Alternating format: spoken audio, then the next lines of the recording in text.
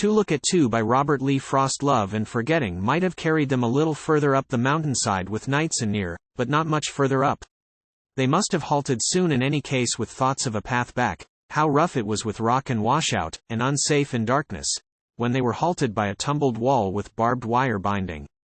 They stood facing this, spending what onward impulse they still had in one last look the way they must not go, on up the failing path, where, if a stone or earthslide moved at night, it moved itself. No footstep moved it. This is all, they sighed, good night to woods. But not so, there was more.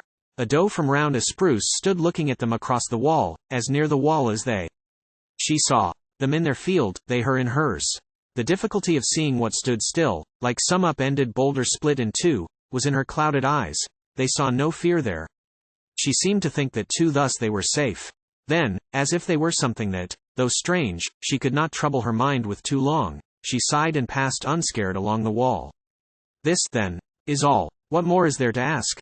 But no, not yet. A snort to bid them wait. A buck from round the spruce stood looking at them across the wall as near the wall as they. This was an antlered buck of lusty nostril, not the same doe come back into her place.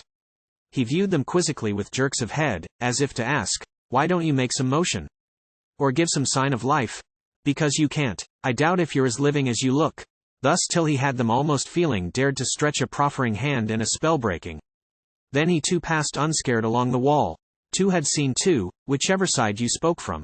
This must be all. It was all. Still they stood, a great wave from it going over them, as if the earth in one unlooked for favor had made them certain earth return their love.